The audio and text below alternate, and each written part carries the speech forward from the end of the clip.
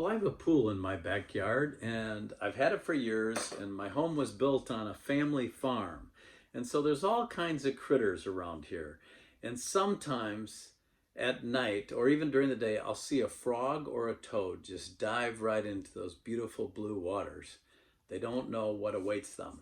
I want to talk to you about it in your morning cup of inspiration. Yeah, they just want to be near the water. But what they don't realize is that that water is deadly because it has chlorine in it. And many times in the morning when I go out and I clean out the skimmers, there I'll find a dead frog or a dead toad because they thought the water was where they needed to be. And I think about that. That's like God. He's warning us so many times that we need to follow his ways. We can't go our ways, but so many of us do because we have our own will.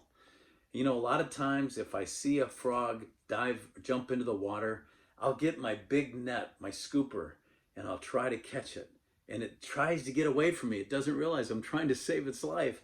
And I'll scoop it out and I'll carry it over to the fence and I'll gently lower it and let that frog go free.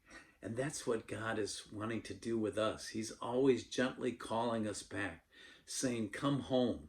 You know, like the prodigal son, don't go out there. The world, what it has to offer is not what you need. We need to follow God's ways. It's so true. And there's a couple of verses in the Bible that talk about this. In Proverbs, and I'm reading from the New International Version, in chapter 14, verse 12, it says, there is a way that seems right to a man, but in the end, it leads to death. In the end, we're like that frog, that dead frog that I scoop out of the skimmer. We need to follow God's ways. We need to know that his ways are best always. And sometimes it takes us a long time in life to realize that. And we make a lot of mistakes, you know, but we want to tell our kids and our grandkids, don't do it. Don't go the way of the world. Go God's way. God has a better way, and he always wants to protect us. And his word is meant to protect us, to keep us from sin, to keep us from the enemy.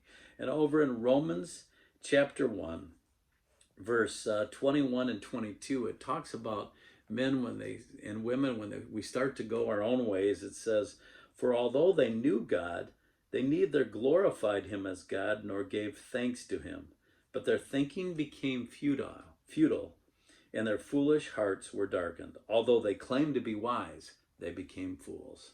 Boy, we certainly see that today, right? Some of these people who think they're so smart come up with things and you think, that is ridiculous. It's just crazy. It's insane.